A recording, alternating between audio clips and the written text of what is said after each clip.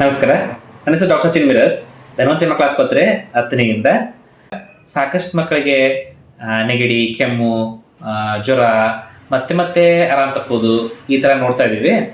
ಹೀಗಾಗೋದ್ರಿಂದ ಸಾಕಷ್ಟು ಸಲ ಏನಾಗ್ತದೆ, ಪೇರೆಂಟ್ಸ್ಗೆ ಏನು ವಿಚಾರ ಮಾಡ್ತಾರೆ ಅಂತಂದ್ರೆ, ಇವಾಗ ಏನಾದರೂ ಎಲರ್ಜಿ ಇದೆಯಾ, ಅಥವಾ ಏನಾದರೂ ಸ್ಕೂಲಿಗೆ ಹೋಗ್ತಾ ಮತ್ತೆ ಮತ್ತೆ ಅವ್ರಿಗೆ ಇನ್ಫೆಕ್ಷನ್ ಆಗ್ತಾ ಇದೆಯಾ, ಈ ಥರ ಕೇಳಿಬರುವಂಥ ವಿಷಯ.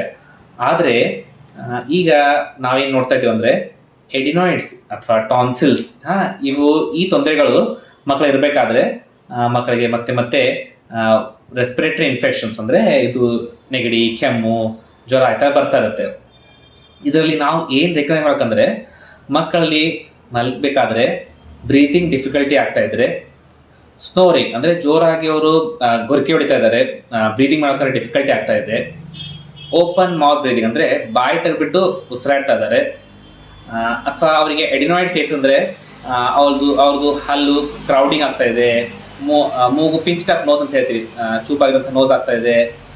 ಆಮೇಲೆ ಆ ಥರ ಆಗಿ ಅವರಿಗೆ ಡಿಸ್ಟರ್ಬ್ ಸ್ಲೀಪ್ ಅಂದರೆ ಅವ್ರು ಮತ್ತೆ ಮತ್ತೆ ಮಲಗಬೇಕಾದ್ರೆ ಅವರು ಉಸಿರು ಕಟ್ಬಿಟ್ಟು ಹೇಳ್ತಾ ಇರ್ತಾರೆ.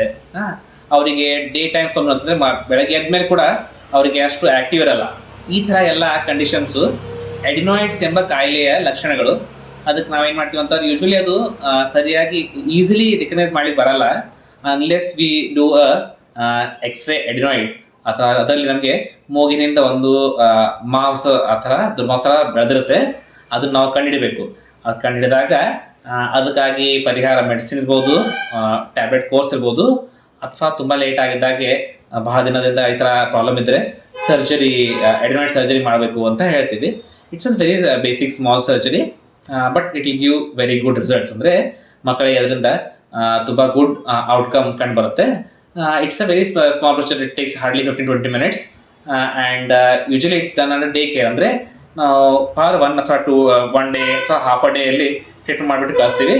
ಸೊ ಅದಕ್ಕಾಗಿ if your child is suffering from these complaints, ಅಂದರೆ ಮಲಗಬೇಕಾದ್ರೆ ಬಾಯಿ ತೆಗೆದು ಉಸಿರಾಡ್ತಾ ಇದ್ದಾರೆ, ನೇಸಲ್ ಟ್ರಯಾಂಗಲ್ ಮಾತಾಡಬೇಕಾದ್ರೆ ವಾಯ್ಸ್ ಚೇಂಜ್ ಆಗ್ತಾ ಇದೆ, ಅವರು ಮತ್ತೆ ಮತ್ತೆ ಹೇಳ್ತಾ ಇದ್ದಾರೆ, ಬ್ರೀದಿಂಗ್ ಡಿಫಿಕಲ್ಟಿ ಆಗ್ತಾ ಇದೆ, ಡೇ ಟೈಮ್ ಡಲ್ ಇರ್ತಾ ಇದ್ದಾರೆ, ವೇಟ್ ಗೇನ್ ಆಗ್ತಾ ಇಲ್ಲ, ಈ ಥರ ಇದ್ದರೆ consult your pediatrician to rule out adenoid ಹೈಪರ್ಟ್ರೋಫಿ.